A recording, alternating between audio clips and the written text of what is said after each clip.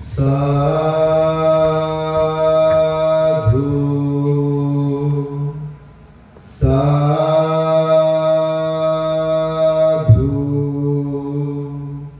साधु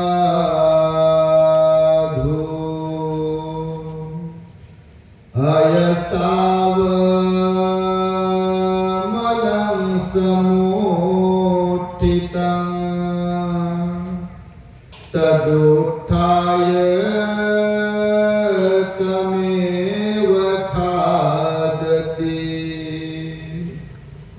एवं अतिधोनचारिणं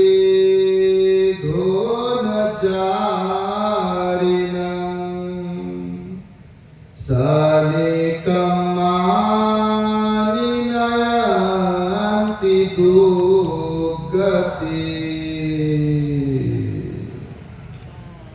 संपूर्ण विश्वाला ज्यांनी सुख शांती मानवता तथा दुःख मुक्तीचा आर्य संदेश दिला, असे ते दुःख मुक्तीचे मार्गदाता दुःख मुक्त महामानव महान कारुणिक तथागत भगवान सम्यक संबुद्ध तथागतांनी आपल्या शुद्ध प्रज्ञेतून निर्मिलेला सद्धम्म आणि त्यात सद्धम्माचा गेली 2500 वर्षांपासून सातत्याने अहोरात्र प्रचार आणि प्रसार करणारा पूजनीय भिक्खू संघ या महान आणि सर्वश्रेष्ठ अशा त्रिरत्नांना प्रथमतः त्रिवार अभिवादन करतो, ज्यांच्या महान आणि असीम त्याग प्रभावामुळे आपल्याला जो हा अनमोल असा बुद्ध धम्म लाभला आणि ज्यांच्यामुळे आपल्याला हे एवढे मोठे वैभव प्राप्त झाले, असे महान युग प्रवर्तक भारतीय राज्यघटनेचे शिल्पकार परमपूज्य बोधिसत्व डॉक्टर बाबासाहेब आंबेडकर या महामानवाच्या महान अशा धम्मक्रांतीमध्ये संपूर्ण जीवनाला समर्पित करून आज या महान मंगलमय दिनी आपल्या गडचिरोली जिल्ह्यातील देसाईगंज येथे आर्य सत्य बुद्ध विहार फवारा चौक देसाईगंज व मिलिंद बुद्ध विहार आंबेडकर वार्ड यांच्या संयुक्त विद्यमाने पूज्य भिक्षू संघाची जाहीर धम्मदेसना आज बुधवार दिनांक 6 मे 2026 रोजी या ठिकाणी आयोजित करण्यात आलेली आहे। तेव्हा या कार्यक्रमाला प्रमुख मार्गदर्शक म्हणून उपस्थित असलेले पूजनीय भिक्खू डॉक्टर धम्मसेवकजी महास्थवीर, त्याचबरोबर पूजनीय भिक्खू प्रज्ञारत्नजी थेरो आणि पूजनीय भिक्खू बोधिपालोजी, त्याचबरोबर सामनेर आणि या कार्यक्रमाचे सर्व संयोजक आयोजक धम्मदेसना श्रवण करण्यासाठी इथे उपस्थित असलेले आपण सर्व श्रद्धावंत उपासक उपासिका बालक तथा बालिकांनो, तद्वतच द ग्रेट हॅपीनेस या आपल्या YouTube चॅनलचे सर्वच दर्शक, सर्वप्रथम तुम्हा सर्वांच्या प्रती मंगल मैत्री सद्भावना व्यक्त करतो आणि आपल्या सर्वांच्या दुःख मुक्ती करिता तथागत भगवान बुद्धांद्वारा उपदेशिलेल्या धम्मोपदेशास प्रारंभ करतो। आपण सर्वांनी शांत, एकाग्र आणि श्रद्धायुक्त चित्ताद्वारे या अनमोल बुद्धवाणीला आपल्या हित सुखाकरिता श्रवण करावे, ग्रहण करावे। मला वाटतं मागील 2-3 वर्षांपूर्वी आपण आम्हाला इथे निमंत्रित केलं होतं आणि याच मंचावरून आम्ही धम्मदेसना दिली होती। तेव्हाही गर्दी होती, आजही गर्दी आहे। सायंकाळी धम्म रॅली निघाली होती आणि त्या धम्म रॅलीचं पावसानेही स्वागत केलं आणि पावसामुळे मग वेळ थोडी पुढे आणि पुढे गेली आणि आता मला वाटतं 10 वाजताय आणि 10 वाजता आमच्याकडे माईक आला आणि इथून पुढे मग आमचं मैदान आमच्यासाठी फ्री आहे। तेव्हा अधिक काही बोलणार नाही, थोडंसंच बोलेल, कारण वेळ पुढे आणि पुढे जातो आहे। रोज आणि रोज कार्यक्रम आहे, बुद्ध जयंतीचे कार्यक्रम, भीम जयंतीचे कार्यक्रम, त्यानिमित्ताने धम्मदेसना आहे। आम्ही सकाळी 9 वाजता हिंगोली येथून निघालो एका गावावरून, जवळपास 300-350 किलोमीटरचं अंतर कापून तुम्हा सर्वांच्या अगोदर मीच तिथं उपस्थित होतो 5 वाजता. कारण पत्रकार तुम्ही वेळ दिली होती 5 वाजता धम्म रॅली निघणार आहे. आमचे संतोषजी बहादुरे हे आमच्या संपर्कात होते. त्यांनी आम्हाला इथे येण्यासाठीचा आग्रहपूर्वक कितीतरी दिवसांपासूनच त्यांचा आग्रह होता की भंतीजी तारीख द्या आणि ही तारीख दिली. आम्ही वेळेमध्ये पोहोचलो आणि पाहता वेळ पुढे चालली आहे. खरं तर तुम्ही पुण्यवान आहात, कारण तुमच्या गावाला बोधिसत्वाचा पदस्पर्श झाला. तुम्ही एवढे पुण्यवान आहात की तुमच्या पूर्वजांनी का होईना महामानव बोधिसत्व डॉक्टर बाबासाहेब आंबेडकरांना प्रत्यक्ष पाहिलं, प्रत्यक्ष त्यांचा आवाज ऐकला. त्यांच्या सहवासामध्ये बाबासाहेबांची सभा होईपर्यंत त्यांना राहण्याचं पुण्य लाभलं आणि त्यामुळे तुम्ही खरोखर पुण्यवान आहात. कारण बोधिसत्वाचं सुद्धा दर्शन लाभणं होणं ही काही साधी गोष्ट नाही आहे. आताच तिकडे आम्ही जाऊन आलो. आम्हाला सांगितलं गेलं की 29 एप्रिल मला वाटतं 1954 ला 29 एप्रिल 1954 ला बाबासाहेब आंबेडकर आपल्या इथे आले होते आणि त्यांची सभा ज्या ठिकाणी घेतली होती त्या दीक्षाभूमीच्या तिथेही जागेवरती आम्ही जाऊन आलो. बऱ्याच परिसरात आम्ही फिरलो. आर्य सत्य बुद्ध विहार असेल, मिलिंद बुद्ध विहार असेल, या ठिकाणी आम्ही गेलो होतो. तेव्हा धम्मदेशना देत असताना काही छोट्या मोठ्या गोष्टी मी तुम्हाला सांगण्याचा प्रयत्न करेल. भगवान बुद्धाचा धम्म हा सार्वजनिक आहे. भगवान बुद्ध श्रेष्ठ होते. 2500 वर्षांपूर्वी ते जन्माला आले.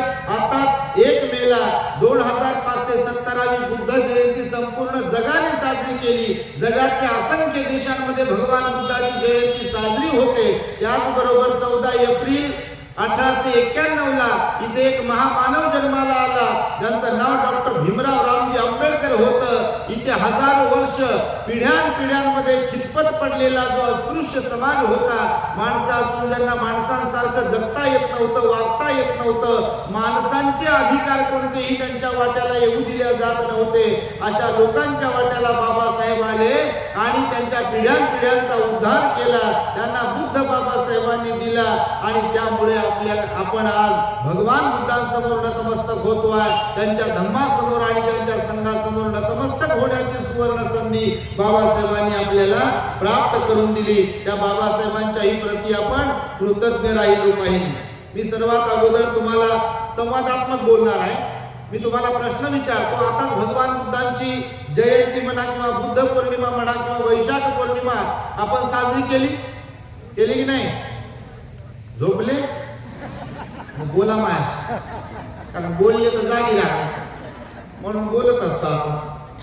नाही तर आम्ही बोलू सिरियस होता होता कधी हे खाली जाते, बॅटरी डाऊन आणि जागेवर घोरते. मग बाजूचं पाहत राहते, बाजूच्याच लक्ष त्याच्याकडे जाते, हे घोरते बाबा. प्रवचन ऐकत नाही, काहीच ऐकत नाही. असे तुम्ही नाही बाबा, तुम्ही तर लय चांगले, तुमच्यासारखं तर कोणीच नाही आहे. पण सांगतो, मला सांगा, मी प्रश्न विचारतो सुरुवातीला तुम्हाला, कारण या जगामध्ये असे काही लोक आहेत की जे पुण्यवान आहेत, भगवंत म्हणतात, आणि असे काही लोक आहेत की जे पापी आहेत. माहिती आहे तुम्हाला? काही लोक पुण्यवान असतात आणि काही लोक पापी असतात म्हणाले भगवान बुद्ध. काही लोक कुशल चित्तवाले असतात, काही लोक अकुशल चित्तवाले असतात. काही लोक श्रद्धावंत असतात आणि काही लोक अश्रद्धावान असतात. काही लोकांचा दानावर शिलावर समाधीवर विश्वास असतो आणि काही लोकांचा दानावर शिलावर समाधीवर बिलकुल विश्वास नसतो. काही लोकांचा बुद्धाच्या वचनावरती विश्वास असतो आणि काही लोकांचा बुद्धाच्या वचनावरही विश्वास नसतो. काही लोक खूप चांगल्या प्रकारे स्वभाववाले असतात आणि काही लोक बिलकुल घरच्यांना आवडत नाही आणि बाहेरच्यांना आवडत नाही. असे लोक असतात. तुम्ही नाही, तुम्ही लय चांगले आहे बाबा, तुम्ही तर सगळ्यांनाच आवडत असाल, साऱ्या गडचिरोली जिल्ह्याला आवडत असाल. पण सांगतो जसं, तर मला सांगा, सिद्धार्थ गौतम बोधिसत्वाला ज्ञानाची प्राप्ती कुठे झाली? कोणालाच माहित नाही. हा, सिद्धार्थ गौतम बोधिसत्व बुद्ध कुठे झाले? बुद्ध गेला बोधिवृक्षाखाली. केव्हा झाले? वैशाख पौर्णिमेला. बरोबर आहे. मला सांगा, ज्ञानाची प्राप्ती करून घेतली 37 बोधिपाक्षीय धम्म त्यांना अवगत झाली. 4 आर्य सत्याचं दर्शन झालं. मध्यम मार्ग शोधून काढला. श्रोतापन्न कसं बनता येईल, सकृतागामी कसं बनता येईल, अनागामी कसं बनता येईल आणि अर्हत कसं बनता येईल याचं ज्ञान त्यांना अवगत झालं. जे काही बोधी ज्ञान त्यांना प्राप्त झालं तर प्राप्त कुठे झालं? बुद्धगयेला. बरोबर आहे. बुद्धगयेला प्राप्त झालेलं ज्ञान सांगितलं कुठे? कुठे? सारनाथला. ऋषीपतन मृगदय वनामध्ये भंतेजींनी सांगितलं. आता बघा, पंचवर्गीय परिव्राजकांना पहिला उपदेश केला. कोणता उपदेश होता तो? धम्मचक्कपवतन सुत्ताचा उपदेश होता. 84,000 धम्मस्कंद सांगितले जातात. त्या 84,000 धम्मस्कंदांपैकी प्रथम धम्मस्कंद कोणता आहे? धम्मचक्र प्रवर्तन सुत्त. हे धम्मचक्र प्रवर्तन सुत्त कुठे केलं? भगवंताने कुठे उपदेश केला त्याचा? सारनाथ मध्ये केला. आता मला सांगा, ज्ञान कुठे प्राप्त झालं? बुद्धगयेला. आणि उपदेश कुठे केला ज्ञान प्राप्तीनंतर? पहिला सारनाथ आणि बुद्धगया जवळ जवळ आहे का?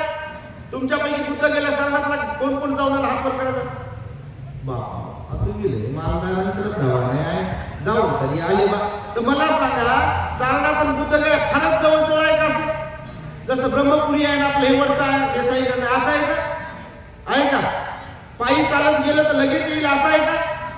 दिवसभरात चालत गेलो बा तर लगेच येईल असं आहे का? जवळजवळ नाहीये. तर मला प्रश्न विचारायचा आहे तुम्हाला की प्राप्त झालेलं ज्ञान जे बुद्धगयेत प्राप्त झालं तर सारनाथ मध्येच जाऊन त्यात 5 परिव्राजकांना का सांगितलं असं? काय कारण असेल? मला सांगा. बुद्धगयेतून निघाले आपले भगवान ज्ञानप्राप्तीनंतर. बुद्धगयेतून निघाल्यावर बुद्धगयेतून त्यांनी आपल्या दिव्य बलाने म्हणा गेले किंवा पायी चालत गेले म्हणा, पण बुद्धगयेतून सारनाथ पर्यंत जाईपर्यंत रस्त्याने कोणीच भेटलं नसेल का? बोला मायाजी, कोणीच भेटलं नसेल का? याला जरा स्क्रू टाईट करा तुमचा, म्हणजे मी काय विचारतोय तुम्हाला कळेल. मी मुद्दामून बोलतोय तुमच्याशी. बुद्धगयेपासून ज्ञान प्राप्तीनंतर पहिलं प्रवचन, पहिला उपदेश देण्यासाठी सारनाथला जाईपर्यंत रस्त्याने कोणीच भेटलं नसेल का भगवंताला आपल्या? आता तुम्ही जर इथून वडशावरून देसाईगंजवरून ब्रह्मपुरीला जायला निघाले, उदाहरण म्हणून सांगतो तुम्हाला, रस्त्याने तुम्हाला कोणीच भेटणार नाही का? भेटतील की नाही कितीतरी लोक? तर भगवंताला भेटले असतील की नाही? तर मला सांगा, मग बुद्धगयेतून निघून सारनाथ पर्यंत जाईपर्यंत जे कोणी लोक भेटले असतील, भगवान बुद्धांनी प्राप्त केलेलं ज्ञान, त्याचा उपदेश मधल्या कोणत्याही लोकांना का नसेल केला?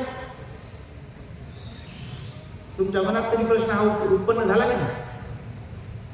नेमकं त्या 5 परिव्राजकांनाच का उपदेश केला बौद्धिक ज्ञानाचा? माहिती आहे का तुम्हाला याचा राज काय आहे? याचं गुपित काय आहे? त्यांच्या संपर्कात बिलकुल नाही. याचं गुपित असं आहे, याचं खरं कारण हे आहे की भगवान बुद्ध स्वतः म्हणतात की धम्म श्रवण करण्यासाठी, धम्माचं आचरण करण्यासाठी आणि धम्माचा प्रचार प्रसार करण्यासाठी पात्र लोक असावे लागतात. का? बोला तर बा, काय? कसे लोक असावे लागतात? पात्र लोक असावे लागतात. म्हणजे पुण्य पारमिता त्यांच्याही असावे लागतात. भंतेजींनी आता सांगितलं बघा, 5 परिव्राजकांना पण उपदेश एकदाच केला, पण सर्वात अगोदर कोणाला समजला? ऐकलं की ना भंतेचं प्रवचन? कोणाला समजला? का बरं? अश्वजितांना, भद्दियांना, वप्पला, महानामांना का नाही समजलं? सर्वात प्रथम कौंडिन्यालाच का? तर भगवान म्हणतात इथे प्रत्येक जण मनुष्यच आहे, पण प्रत्येकाचं पुण्य पाप हे कमी जास्त प्रमाणात आहे. माणसं इथून तिथून माणसंच आहेत, मनुष्यच आहेत, पण प्रत्येकाची बुद्धिमत्ता कमी जास्त आहे. माहिती तुम्हाला? प्रत्येकाचं बुद्धी चातुर्य वेगवेगळं आहे. कोणाला काय जमते तर कोणाला काय जमते, कुणाचा कशावर विश्वास तर कुणाचा कशावरती विश्वास आहे. प्रत्येक जण, कोणी दानी आहे तर कोणी कंजूस आहे, कोणी सदाचारी आहे तर कोणी दुराचारी आहे, कोणी ध्यानी आहे तर कोणी बिलकुल ध्यानावर नाही आहे, कोणी माता पिताची सेवा करते तर कोणी माता पिताला त्रास देते. काही पती पत्नी फार चांगले वागतात तर काही पती पत्नी मरेपर्यंत भांडण करतात का नाही? बापा मग एक बसता तुम्ही, पण पळसाला 3च पानं असतात. आम्ही नेहमी सांगतो, फक्त कोणाची झाकलेली मूठ आहे आणि कोणाची उघडलेली आहे. कुणाचं 4 भिंतीच्या आतमध्ये राहते मॅटर आणि कुणाचं वाट्यावरती जाते.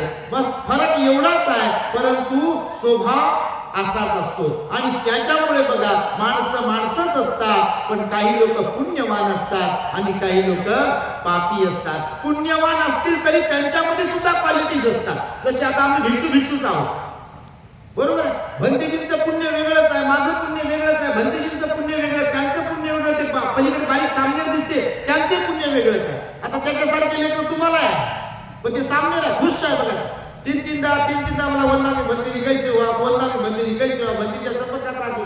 ते पुण्यवान आहे. इतर मुलांपेक्षा त्याचं पुण्य अधिक आहे. जे कोणी भिक्षू असतील ते सिलवान आहेत, गुणवान आहेत, प्रामाणिक आहेत, तर बाकीच्या भिक्षूंपेक्षा त्यांचं पुण्य जास्त आहे. उपासक सुद्धा जे जास्त श्रद्धावान असतील, जास्त सिलवान असतील, जास्त गुणवान असतील, धम्मप्रचारात ज्यांना इंटरेस्ट असेल, हे कार्यक्रम घडून आणण्यासाठी सुद्धा ज्यांना इंटरेस्ट असेल, इतर उपासकांपेक्षा ते जास्त पुण्यवान आहेत तुमच्या माहितीसाठी. ज्यांना बाबासाहेबांच्या चळवळीबद्दल, बाबासाहेबांच्या कार्याबद्दल, बाबासाहेबांच्या मिशन बद्दल तळमळ आहे, आत्मीयता आहे, ते इतरांपेक्षा जास्त पुण्यवान आहे. आणि जे बिलकुलच ध्यानावर नाही, बाबा त्यांच्याबद्दल न बोललेलं बरं. अशा प्रकारची परिस्थिती आहे. आणि त्यामुळे बघा भगवंत म्हणतात एका ठिकाणी धम्मपदाच्या गाथेत, मी जी प्रारंभी गाथा म्हणालो ना, ऐकले ती प्रारंभी गाथा म्हणाली, ही धम्मपदातल्या गाथेत भगवान काय म्हणतात मनुष्य प्राण्याबद्दल माहितीये? भगवान म्हणाले लोखंडातूनच उत्पन्न झालेला, लोखंड समजते ना, लोखंडापासूनच उत्पन्न झालेला जंग जसा त्या लोखंडाला खाऊन टाकतो, अगदी त्याचप्रमाणे मनुष्याचे स्वतःचे दुष्कर्म त्या मनुष्याचा घात करतात, त्याचा नाश करतात आणि त्याला जीवनातून उठवतात, त्याला उद्ध्वस्त करतात. कोण नाश करते आपला? आपले स्वतःचे दुष्कर्म. तुम्ही धम्मपालन गाथा म्हणत असता का विहारामध्ये? म्हणत असता का नाही? बापा विहारात जाता का नाही? काय वेळच नाही.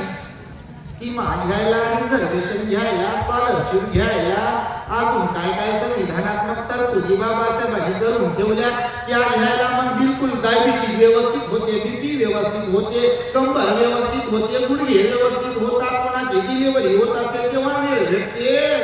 पण विहारात जायचं म्हटलं की म्हणते डायबिटीज आहे, म्हणते आम्हाला जमत नाही, म्हणते बीपी आहे, म्हणते प्रॉब्लेम होते, बसता येत नाही, म्हणते तिथं पोरगी बाळंतीण झाली, म्हणते सुनबाई बाळंतीण झाली, म्हणते लेकरू लहान आहे, म्हणते विचारूच नका बापा मला पान फुलं व्हा, म्हणते तुम्ही नाही तसे.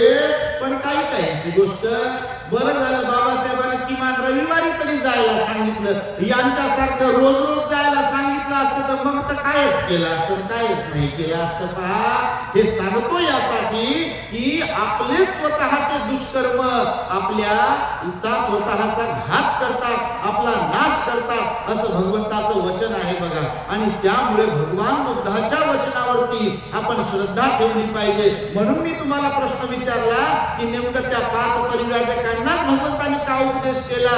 तर त्यांचं तेवढं पुण्य होतं. काय होतं?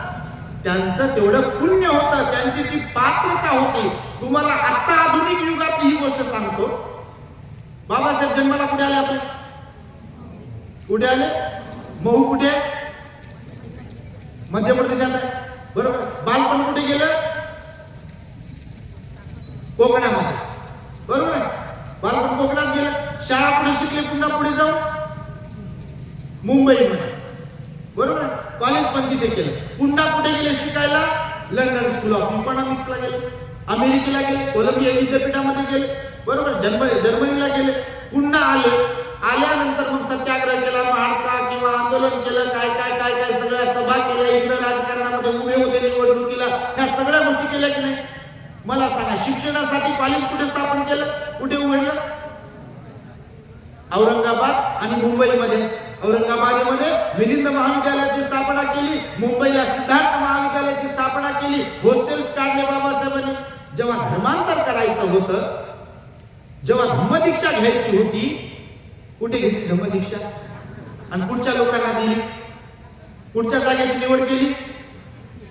नागपूरची निवड केली की नाही? का केली? का केली? याच्यात गहन मध्ये जात नाही मी तुम्हाला, पण नागपूरची निवड यासाठी केली की नागांची नागभूमी होती, नागवंशीय लोकांचं ते ठिकाण होतं. आता या पवनीला, भंडाऱ्याला, नागपूरच्या आसपास समजा रामटेक वगैरे इकडच्या परिसरात मध्ये बघा तुम्हाला बुद्धिस्ट मॉन्युमेंट सापडतात बघा. जेव्हा उत्खनन केलं गेलं इकडे बौद्ध भिक्षू येऊन गेले, सम्राट अशोक येऊन गेला, त्याचे सगळे शिलालेख वगैरे इकडे सापडले बघा. हा जो परिसर आहे भगवान बुद्धाच्या काळापासूनचा प्राचीन बौद्ध परिसर आहे. त्यामुळे बाबासाहेबांनी इथल्या इतिहासाचा जेव्हा अभ्यास केला तेव्हा नेमकं नागपूरला बुद्ध धम्माची दीक्षा दिली आणि घेतली, कारण पात्र लोक होते घेणार. समजते का तुम्हाला?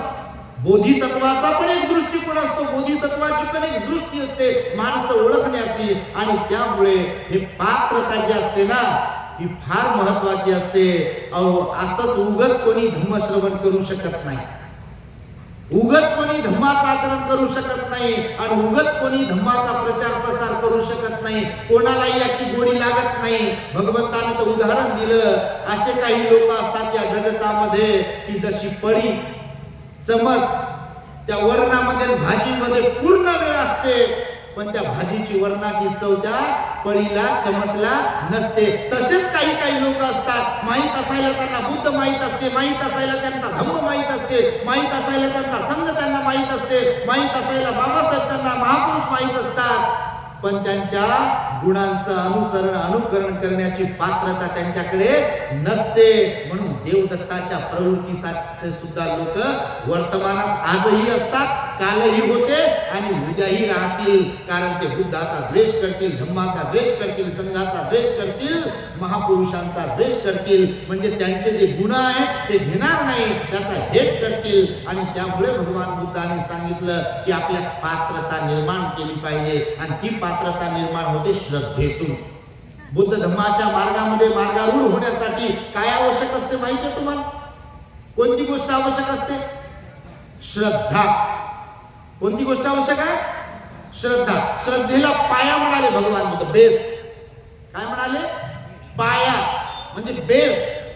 बेस जर मजबूत असेल एखाद्या इमारतीचा, बिल्डिंगचा, आता ह्या बिल्डिंग आपण बांधतो, तिचा पाया जर मजबूत असेल तर वरती कितीही माळ्याची बिल्डिंग आपण बांधू शकतो, तिची मजबूती टिकून राहते. पण पायात जर मजबूत नसेल तर इमारत जर मोठी बांधली जास्त तर ती कोसळेल की नाही? कोसळेल की नाही?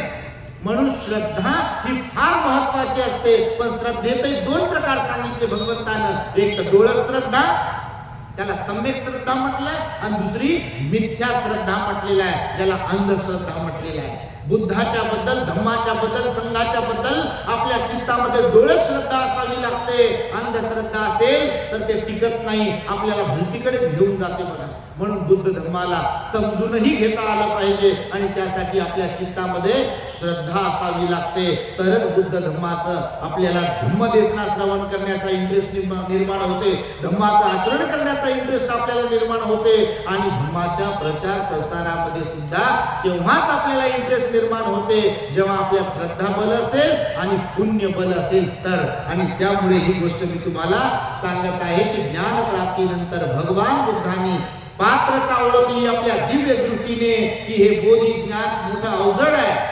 वजनदार आहे, मौल्यवान आहे, मूल्यवान आहे. हे ऐऱ्या गैऱ्या नथू खैऱ्याला समजणार नाही. म्हणून मी पात्र लोक पाहू दे मला.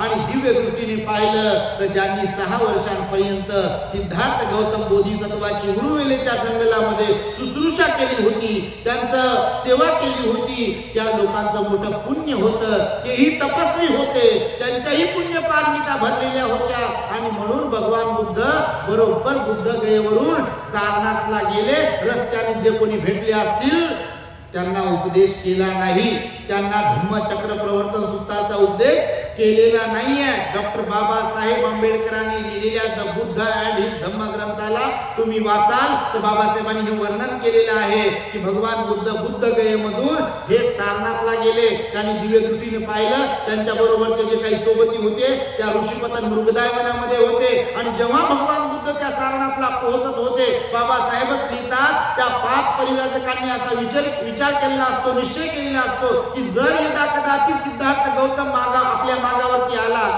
भेटण्यासाठी, जरी आला तर आपण उठून आदरातिथ्य त्यांचं करायचं नाही, पाय धुवायला पाणी द्यायचं नाही, बसण्यासाठी पाठ किंवा आसन द्यायचं नाही, त्यांची संगाती आपण आदरपूर्वक घ्यायची नाही, त्यांचं भिक्षापात्र घ्यायचं नाही, त्यांना बसा म्हणायचं नाही, त्यांची विचारपूस करायची नाही. नाही, अशा प्रकारे त्यांनी निश्चय केला होता. तुम्ही जर बुद्ध आणि त्यांचा धम्मग्रंथ वाचत असाल तर. पण बुद्धाचा प्रभाव असतो. बुद्ध काही मनुष्यच असतात, पण बुद्ध मनुष्यांसारखे नसतात. या भवचक्रामध्ये जन्माला येतात, ते या संसार चक्रामध्ये जन्माला येतात, पण जसं प्रत्येक बुद्धमूर्ती कमळावरती दाखवली जाते, प्रतिकात्मक का दाखवली जाते माहिती तुम्हाला? बुद्धाची मूर्ती कमळावरच का दाखवली जाते? कमळ फुलावरच का दाखवली जाते? कमळाची विशेषता आहे निसर्गामध्ये, कमळ शुद्ध स्वच्छ पाण्यात येत नाही, कमळ घाण पाण्यात येते. कोणत्या पाण्यात येते? कोणत्या? झोपले? सिरियस झाले बाप आले. हे आवाजच खनखन आहे आमचा. आता काय करा, आमच्या आईनं ते दाखवून का काहीतरी आमच्या पडजीला लावू लावू लावू लावू आमचा आवाज जाडा भरडा केला म्हणून झोपलेलं आहे. उठते तटकन वापरून भाडू लागला तर काय.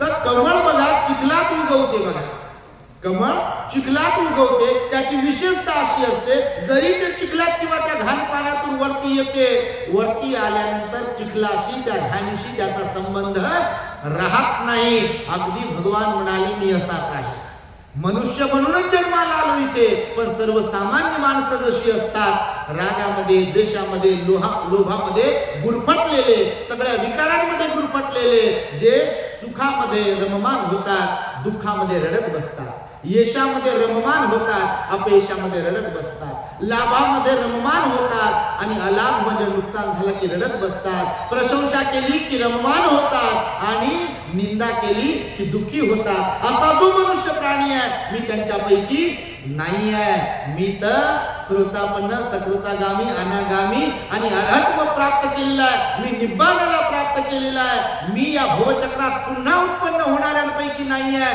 आणि म्हणून मी त्या कमळ फुलासारखा आहे असं भगवान बुद्धांनी सांगितलं. म्हणून ते भगवान बुद्ध दिव्य दृष्टिवान असतात, परचित्त ज्ञानी असतात आणि त्यांना विशिष्ट प्रकारचे ज्ञान अवगत असतात. बापा जाते लाईटच जाते. झालं प्रोजेक्ट. आशीर्वाद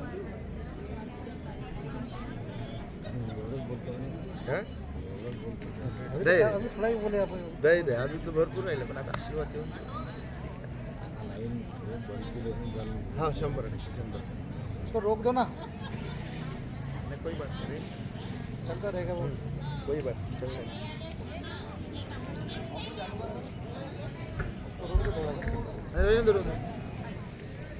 बोलू का? बोलो बोलो. हे नेहमीच घडते आमच्या बरोबर. याला चालू कर. Hello hello check check. Hello check. हे नेहमीच घडते. तुम्ही आपले प्रवचन ऐकत असाल तर ग्रेट हॅपीनेस चॅनल वरती, तर असा एक दिवस नाही की ज्या दिवशी लाईट गेली नाही. आणि नेमकं हे माईक माझ्या हातात आला की लाईट जाते. कोणत्या जन्माचं वैर आहे एमएससीबी वाल्यांबरोबर काही कळत नाही मला बा. तर बघा भगवान बुद्धांबद्दल तुम्हाला सांगत होतो, जे तुम्ही इतिपिसो भगवा अरहं सम्मा संबुद्ध म्हणता की नाही, 9 विशिष्ट गुणांनी परिपूर्ण आपले भगवान बुद्ध असतात. असे असंख्य सद्गुण भगवान बुद्धांमध्ये असतात, म्हणून ते भगवान श्रेष्ठ असतात, म्हणून ते भगवान अग्र असतात. आणि त्या भगवान बुद्धाचा धम्म आपल्याला बाबासाहेबांनी दिलेला आहे.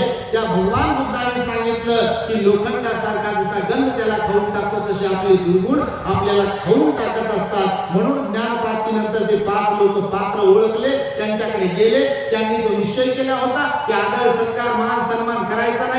पण बरोबर बुद्ध जसे जवळ जवळ आले, भगवंताचा त्यांनी आदर सत्कार केला, मान सन्मान केला, पाय धुवायला पाणी दिलं, बसायला आसन दिलं.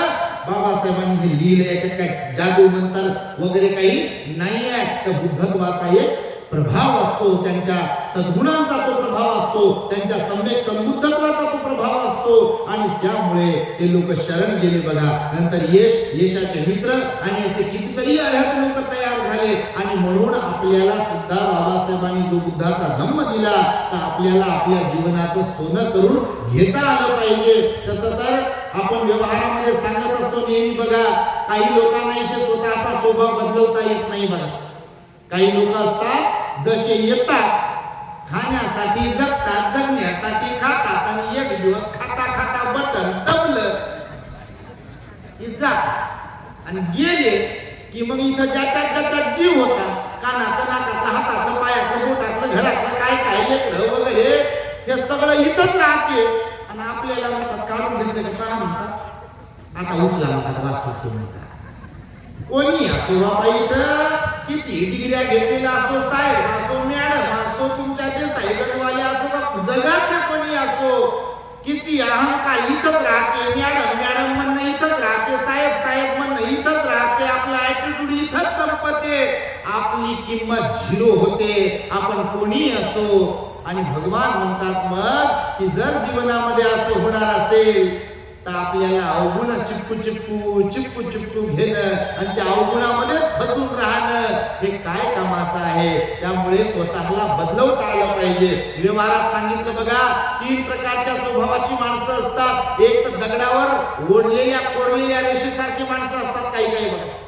कशा समान? दगडावर कोरलेल्या रेषा असतात बघा. तुम्ही कधी लेण्या वगैरे पाहण्यासाठी कधी कुठे गेला असाल तर तिथे तुम्हाला पाहायला मिळेल, पहा की दगडावर लोकांनी काही लोकांनी कोरलेले असतात बघा रेषा वगैरे. जसे शिलालेख आता पण आहेत. तुम्ही लेण्यांमध्ये वगैरे कधी गेलात, औरंगाबादला कधी या, अजंठा एलोरा केव्ज आहेत, वर्ल्ड हेरिटेज आहेत त्या, आणि तिथे गेल्यानंतर तुम्हाला पाहायला मिळेल शिलालेख कोरलेले आहेत, दगडावरती लिहून ठेवलाय त्या लेण्या कोणी कोरल्या, याच्यासाठी दान वगैरे कोणी दिले वगैरे वगैरे. महाराष्ट्रात सर्वाधिक लेण्या आहेत, 1700+ लेण्या एकट्या महाराष्ट्रात आहेत. पूर्ण भारतामध्ये 2000+ लेण्या आणि त्यापैकी एकट्या महाराष्ट्रामध्ये 1700+ लेण्या आहेत. आणि सर्वाधिक लेण्या पश्चिम महाराष्ट्र, औरंगाबाद असेल, तुमचं नाशिक असेल, पुणे असेल, तिकडे सातारा वगैरे त्या साईडला वाईला लेण्या आहेत, मुंबईमध्ये लेण्या आहेत, भरपूर ठिकाणी ठाणे जिल्ह्यामध्ये लेण्या आहेत. हा संपूर्ण परिसर, आपल्या अमरावतीला पण लेण्या आहेत, तुमच्या माहितीसाठी सांगतो, इथे भद्रावतीला चंद्रपूरला पण लेण्या आहेत. असा महाराष्ट्रामध्ये सगळीकडे लेण्या आहेत. हे सांगतो यासाठी की काही लोक बघा दगडावर कोरलेल्या रेषासारखा त्यांचा स्वभाव असतो, ते कधीच बदलत नाही, बदलतच नाहीत बघा. म्हणजे वाकडेच राहतील, जन्माला आले तेव्हा हे वाकडे, जीवन जगताना हे वाकडे, आणि बटन दबलं तरी वाकडेच. मग लोक म्हणतात यांचे हात बांधा, त्यांच्या पायाचे बोट बांधा, आणि यांना दोरीनं पक्का आवळू आवळू आवळू आवळू बांधा म्हणतात, त्या सरणावर ठेवा म्हणतात आणि पेटवा म्हणतात. असं आपल्या बरोबर होते, आपण हे काही इथंच राहणार नाही. म्हणून हे सगळं काही असं होते आणि त्यामुळे भगवान बुद्धाने सांगितलं स्वतःला बदलवलं पाहिजे. तर हा पहिला स्वभाव आहे बघा लोकांमधला, की दगडावर कोरलेल्या रेषेसारखा अजिबात बदलत नाहीत लोक बघा. काही स्वतःमध्ये बदल करून घेत नाही, बिलकुल जैसे ते, रागानं, द्वेषानं, लोभानं, अहंकारानं, ईर्ष्येनं, जलशीनं किती लोकांना त्रास देतील, भांडण करतील, वाद करतील, विवाद करतील, चांगलं चाललंय ते बिघडवतील, माणसं तोडण्याचंच काम करतील, घरातल्या लोकांनाही त्रास देतात आणि बाहेरच्याही लोकांना त्रास देतात. असे कधी न बदलणारे लोक जे असतात दगडावर कोरलेल्या रेषेसारखे असतात. तुम्ही नाही तसे, पण काही असेच असतात. लोक आमच्याकडे कंप्लेंट करू आम्हाला सांगू बेजार होतात. म्हणते जी काय करा म्हणतात, पोरग सुधरायचं नाव घेना, कोणी म्हणते हे सुधरायचं नाव घेना, ते सुधरायचं नाव घेना, म्हणजे बदल होत नाही म्हणतात. कोणी म्हणते दारू सोडत नाही, कोणी म्हणते तंबाखू सोडत नाही, कोणी म्हणते हे भांडखोरपणा करतात, त्यांच्यात बदलच होत नाही. आता आम्ही मनात म्हणतो बा त्यांचं कर्मच तसं आहे, तर काय ढेकळाचा बदल होईल. देवदत्त सख्या आत्याचा भाऊ होता, आत्याचा मुलगा होता का नाही देवदत्त, माहिती का तुम्हाला? सख्या आत्याचा मुलगा होता, सोबतच लहानाचे मोठे झाले. नंतर मग भगवंताकडूनच दीक्षा घेतली, भंतेजी पण झाले. भंतेजी होऊनही मनातला द्वेष राग संपला नाही. आजाशत्रूला लावून दिलं माणसं मारण्यासाठी, चिंचाच्या स्त्रीला सुद्धा लावून दिलं, सुंदरी नावाच्या स्त्रीला लावून दिलं, नालागिरी हत्तीकडून पण मारण्याचा प्रयत्न केला, राजगृहावरून दगड फेकून मारण्याचा प्रयत्न केला. हे सगळा खटाटोप देवदत्ताने केला, घरातला असून देखील.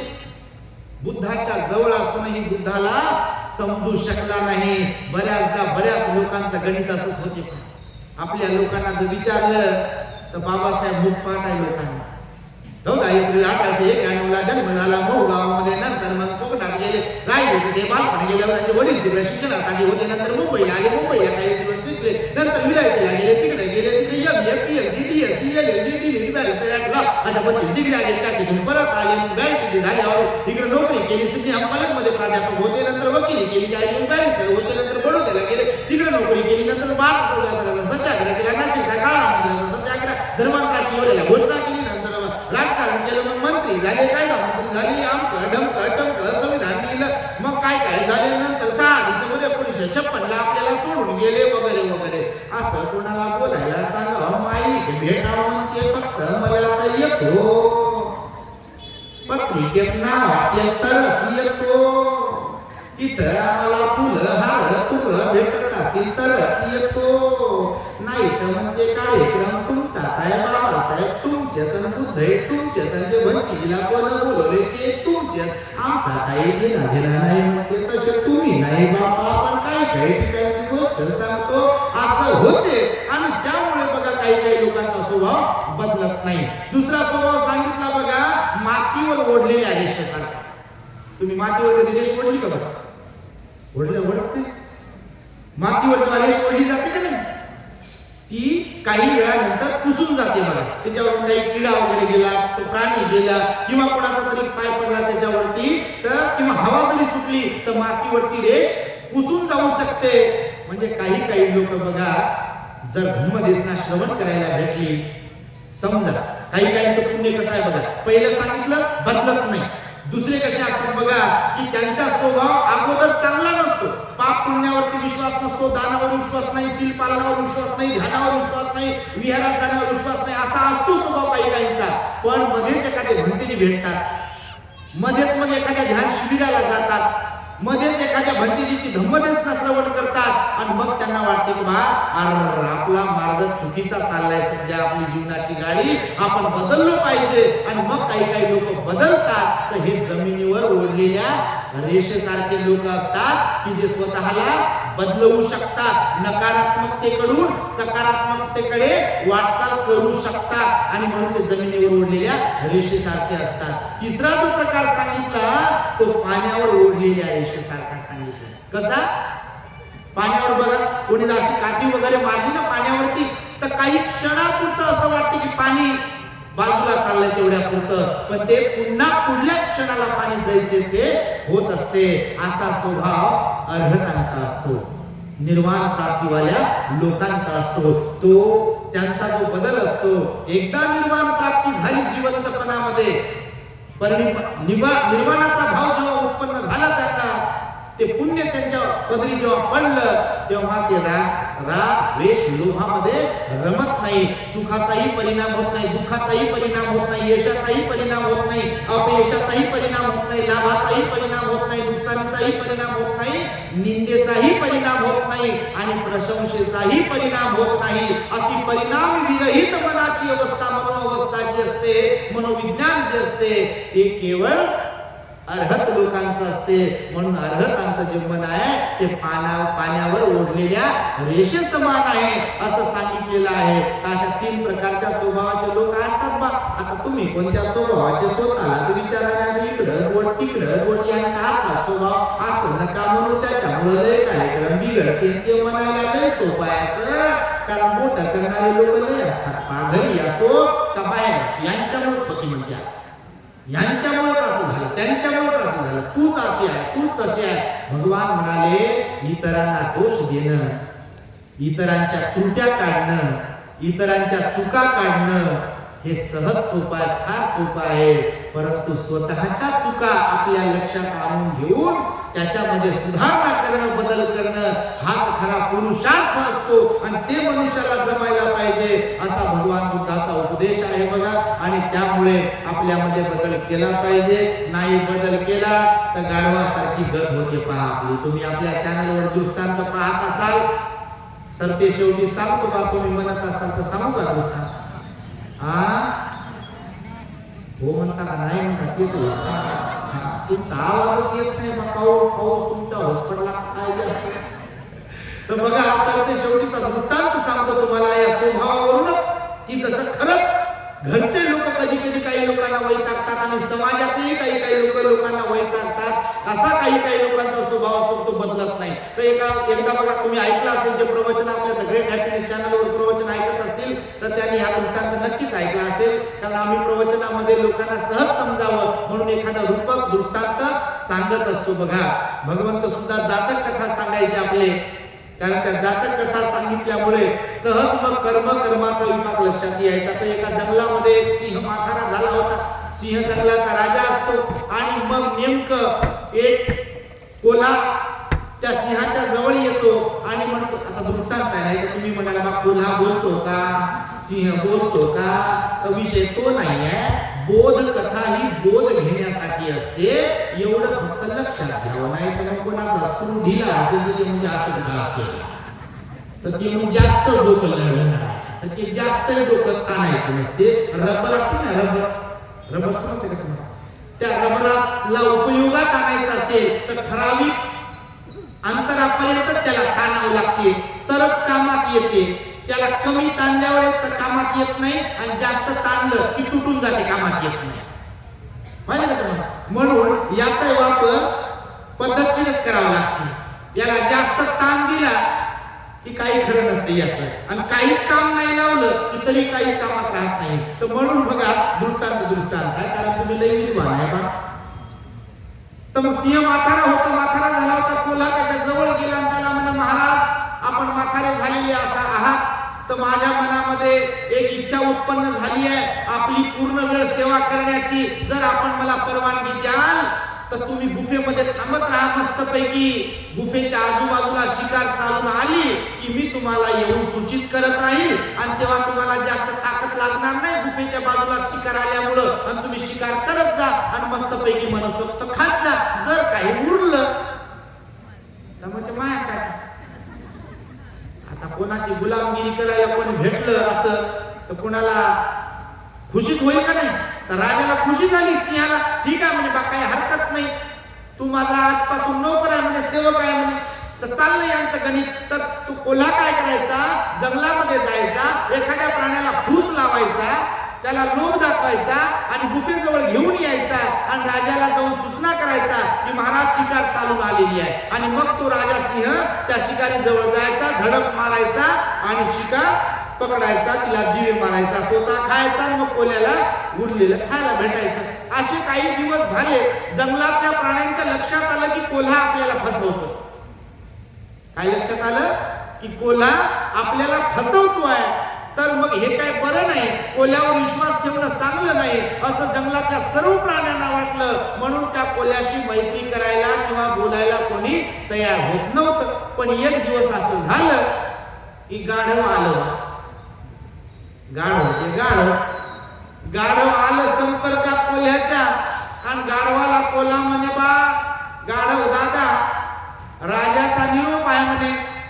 ते म्हणे राजाचा निरोप आहे म्हणे, काय निरोप आहे? तर राजाची इच्छा आहे म्हणे एका दिवसासाठी तुला राजा बनवायचा म्हणे जंगलाचा. आता असं आमिष दाखवल्यावर आमिषाला बळी पडणारे लोक कमी असतात का? हा, निवडणुकीच्या वेळेला पाहिलं असेल बाबा तुम्ही काय मंगळ गावात थोडी राहता. आम्ही बातम्या वाचत असतो, 500ला लोक विकल्या जातात म्हणे, 1000ला लोक विकल्या जातात म्हणे, काही ठिकाणी तर 5-5 हजार रुपये रेट होता म्हणे. बा तुमच्याकडे काही माहित नाही, पण बातम्या वाचल्या आम्ही, असं आहे म्हणते बा. त्या नांदेडकर माळेगावची एक जत्रा भरते, ते बी पेपरात आलं होतं निवडणुकीच्या दरम्यान, आणि तिथं गाढवाची किंमत 12,000 पासून ते 1.5 लाखापर्यंत. मी मनातल्या मनात हसलो. मी म्हटलं बा गाढवाची किंमत 1.5 लाख रुपये आणि माणसाची किंमत 500 रुपये.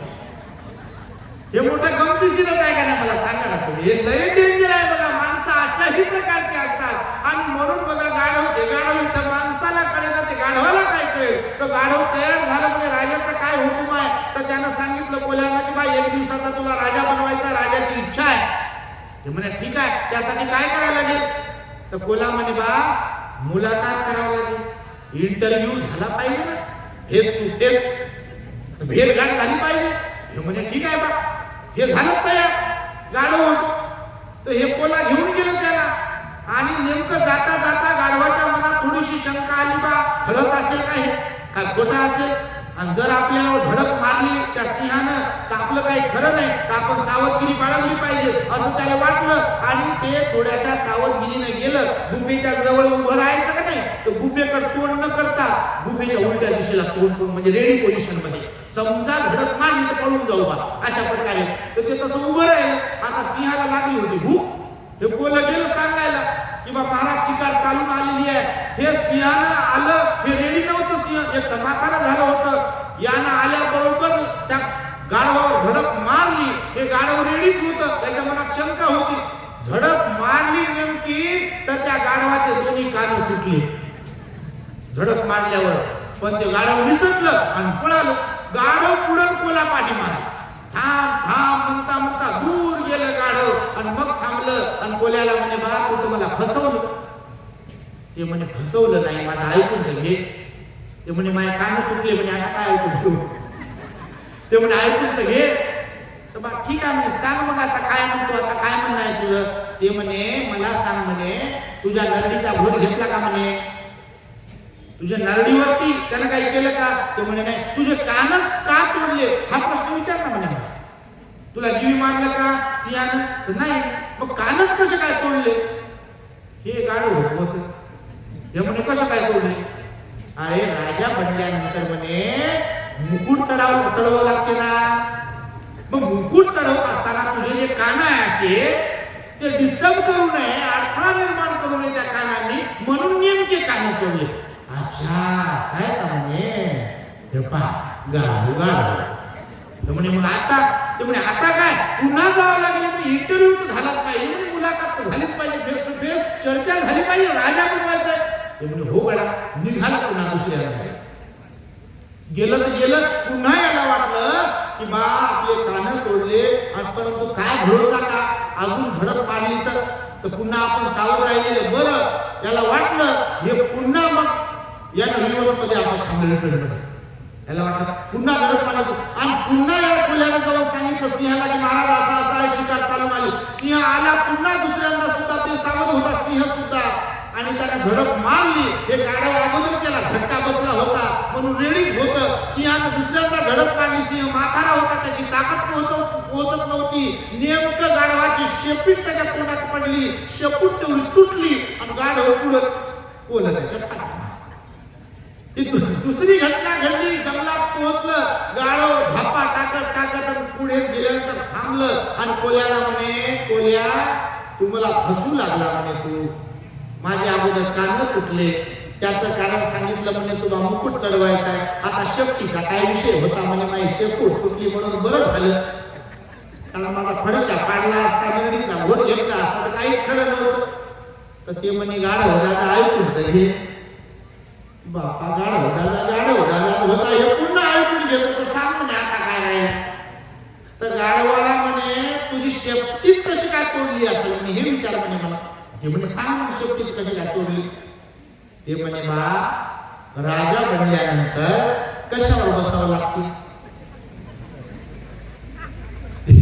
ते म्हणे सिंहासनावर बसावं लागते.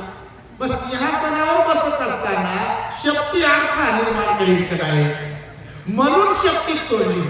अच्छा असं आहे का म्हणे. ते गाढव माणसाला कळणं 5-5 वर्षालाच काय रोज कळत नाही. ती 5-5 वर्षाची गोष्ट बाजूला जाऊ द्या हो. इथं रोज कळेना आपलं जीवन कोणीकडे चाललंय. मनुष्याचं जीवन आहे एवढं दुर्लभ जीवन आहे, एवढं चांगलं जीवन आहे. आपण 5 पंचशिलाचं पालन केलं पाहिजे. हिंसेपासून अलिप्त राहिले पाहिजे, चोरीपासून अलिप्त राहिले पाहिजे, व्यभिचारापासून अलिप्त राहिले पाहिजे, खोटं बोलण्यापासून, चुगली करण्यापासून अलिप्त राहिले पाहिजे, शिवीगाळीच्या भाषेपासून अलिप्त राहिले पाहिजे, व्यर्थ बडबड करण्यापासून अलिप्त राहिले पाहिजे, दारू गांजा बिडी तंबाखूपासून अलिप्त राहिले पाहिजे. स्वतःला जीवन उद्ध्वस्त नाही केलं पाहिजे. पोराबाळांना आपण उघड्यावरती नाही आणलं पाहिजे, कंगाल नाही झालं पाहिजे, भिकेला नाही लागलं पाहिजे. हे कळणार लोकांना तर काय पाहिजे. आणि म्हणून त्या गाढवाला म्हणजे बा असं आहे, आसनावर बसावं लागते सिंहासनावर म्हणून शेपटी तोडली. ते म्हणे अच्छा मग आता पुढं.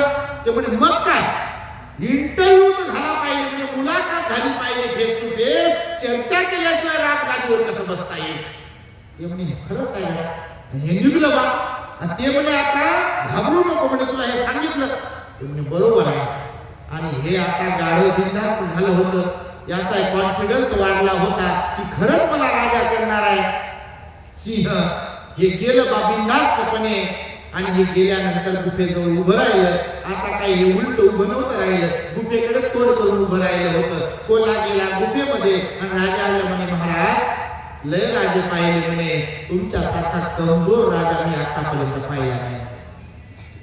मी 2दा घेऊन आलो म्हणे त्या गाढवाला, तुम्हाला एका गाढवाची शिकार करता येईना. असो त्या सिंहाला बोलल्यावर सिंहाला ताव आला. ताव येत असते बघा, ताव समजते का शब्द इकडे, समजते का नाही? होत नाही तर काहीतरी म्हणा, मुख्य बसताना तर ते ताव येणं समजते ना. काही काही लोकांना ताव येतो का बदला घेण्याचा, बिघडवण्याचा, त्रास देण्याचा, परेशान करण्याचा ताव येतो. आणि फार कमी लोक असतात क्वचित असे की त्यांना ताव येते स्वतःमध्ये सुधारणा करून दाखवण्याचा, आणि त्यांच्यात असतो पुरुषार्थ. ताव चांगला आला पाहिजे, कोणाला परेशान करण्याचा, त्रास देण्याचा, मारण्याचा, झोडण्याचा, जीवनातून उठवण्याचा ताव येणं हा नीचपणाचा ताव आहे. तो ताव खरा पुरुषार्थी ताव असतो, जो स्वतःच्या अवगुणांना टाकून देऊन स्वतःला सद्गुणी बनवण्याचा ताव येईल. आणि त्यानुसार मग सिंहाला ताव आला. आता आपण झडप मारून त्या गाढवाची शिकार करणार म्हणजे करणार असं त्याला वाटलं, आणि कोल्यानं त्याला ताव आणून दिला. सिंह बाहेर पडला. व्यवस्थितपणे त्याचे जे काही पोझिशन वगैरे असेल त्यानुसार त्यानं गाढवावर बरोबर जवळ गेला आणि जवळ जाऊन झडप मारली. नरडीचा घोट घेतला आणि गाढवाचा फरशा पाडला. गाढव गेलं तर हा सिंह थकलेला होता. कोल्याला म्हणे, कोलोबा आता मी गुफेमध्ये जातो, मी थकलेलो आहे, तू एक काम कर, या गाढवाचा काळीज, हृदय आणि मेंदू तेवढा माझ्यासाठी घेऊन ये, मी त्याच्यावर ताव मारतो, बाकीचं तूच खाऊन ये म्हणे. तर कोला सेवक होता. कोला म्हणे ठीक आहे महाराज, तुम्ही या म्हणे. कोल्याने विचार केला इकडे की बा एवढे दिवस झालं मी शिकार करून देतो, मला कधी म्हटला नाही का बा मेंदू खातो मी त्या प्राण्याचा, का काळीज खा त्या प्राण्याचं, का हृदय खा. आता मी राजाचं ऐकणार नाही म्हणे, मीच खातो. त्यानं खाऊन घेतलं आणि बाकीचं उरलेलं मांस त्या राजाकडे घेऊन गेलं, म्हणजे सिंहाकडे. त्या सिंहानं पाहिलं आणि त्या कोल्याला म्हणे, तुला मी सांगितलं होतं गाढवाचा मेंदू घेऊन ये, गाढवाचा हृदय घेऊन ये, काळीज घेऊन ये, आणि तू हे काय भलतच घेऊन आला. तर कोला राजाला म्हणे सिंहाला, महाराज मला वाटलं तुम्ही फार बुद्धिवान असाल, पण तुमच्या एवढं बुद्धिहीन या जगात दुसरं कोणी नाही. ते म्हणे, असं कसं काय म्हणतो तू? ते म्हणे, महाराज मला सांगा, ज्या गाढवाला पहिल्यांदा बोलवल्यावर त्याचे कान तोडले तरी तो दुसऱ्यांदा यायला तयार झाला, दुसऱ्यांदा आल्यावर त्याची शक्ती तुटली तरी तिसऱ्यांदा येण्यासाठी तयार झाला, अशा बिंडोक गाढवाला मेंदू, काळी आणि हृदय असेल तरी काय, असतं तर हे तयार झालं असतं काय? ते म्हणे खरं आहे बा. समजते का तुम्हाला मी काय म्हणतो ते? एवढे तो हुशारच आहे तुम्ही, त्याचं तात्पर्य काय आहे ते. आणि त्यामुळे बघा बुद्धाचा विचार हा महान आहे. बाबासाहेबांनी महत्प्रयासाने आपल्याला हा बुद्धाचा धम्म दिला. भारतवासियांचंही मोठं पुण्य आहे की नेमका बुद्धाचाच धम्म बाबासाहेबांनी इथे दिला. यदा कदाचित धर्मांतर करत असताना, धम्मदीक्षा घेत असताना भलत्या सलत्याच धर्माला बाबासाहेबांनी निवडलं असतं तर आज देशामधलं वातावरण कसं असतं हे मी तुम्हाला सांगायला नको. आणि त्यामुळे या ठिकाणी आपल्या देसाईगंजमध्ये, गडचिरोली जिल्ह्यामध्ये पुन्हा एकदा बुद्ध पौर्णिमेचं औचित्य साधून, बाबासाहेबांच्या जयंतीचं औचित्य साधून आपल्या आर्य सत्य बुद्ध विहार आणि मिलिंद बुद्ध विहाराच्या संयुक्त विद्यमाने पूज्य भिक्षू संघाची धम्मदेसना आपण आयोजित केलेली आहे. आणि या धम्मदेसनेसाठी पूजनीय डॉक्टर धम्मसेवकजी महादेव असतील किंवा पूजनीय आमचे प्रज्ञारत्न थेरो भंतेजी असतील, बोधीपालो भंतेजी असतील, हा संपूर्ण भिक्षू संघ इथे उपस्थित राहिला. आपणही एवढ्या मोठ्या संख्येने इथे उपस्थित राहिला. एवढ्या वेळापर्यंत म्हणजे आता जवळपास 1 घंटा होता, 1 तास होत आहे, तरी स्तब्ध राहून प्रसन्नतापूर्वक तुम्ही ही धम्मदेसना श्रवण करीत आहात. तेव्हा तुम्हा सर्वांच्या प्रती मंगल मैत्री व्यक्त करत असताना जस्ट तुमच्या माहितीसाठी सांगतो, आम्ही तसं रोज आणि रोज दौऱ्यावरच असतो, परंतु आमच्या हातून मरण्यापूर्वी काही विधायक काम घडावं. बाबासाहेबांच्या अनंत उपकारांची परतफेड तर आपण कोणीच करू शकत नाही, पण बाबासाहेबांच्या मिशनसाठी काहीतरी देऊन जाता यावं आणि त्यांच्याप्रती कृतज्ञता त्या माध्यमातून व्यक्त करता यावी म्हणून औरंगाबादेत बघा सिडको कडून आपण जमीन विकत घेतली आहे आणि त्या जमिनीवरती द ग्रेट हॅपीनेस टॉवर, विश्वशांती विपස්සना बुद्ध विहार 4 मजल्याच्या विहाराचं बांधकाम आपण आता गेलेल्या 26 जानेवारी 2026 ला सुरू केलाय आणि येणाऱ्या 26 जानेवारी 2027 ला त्या द ग्रेट हॅपीनेस टॉवर तथा विश्वशांती विपස්සना बुद्ध विहाराचा उद्घाटन तथा लोकार्पण सोहळा आयोजित करण्यात आलेला आहे.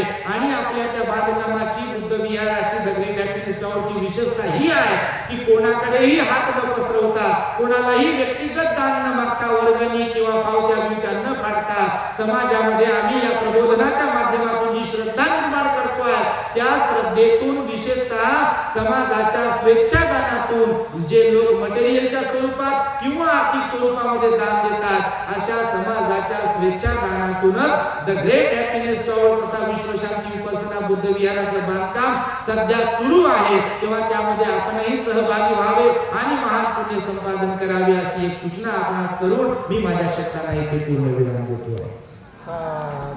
भवतु सब्ब मंगलम रक्षन्तु सब्ब देवता सब्ब बुद्धानुभावेन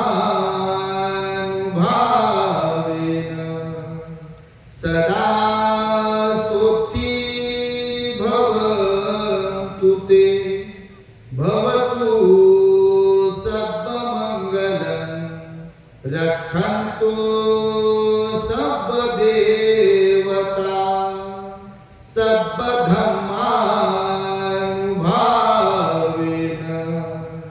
सदा सोत्ती भवन्तु ते भवतु सब्ब मंगलम रक्षन्तु सब्ब देवता सब्ब संघानुभावेन सदा सोत्ती भवन्तु ते. बुद्धं नमामि धम्मं नमामि संघं नमामि. जय भीम.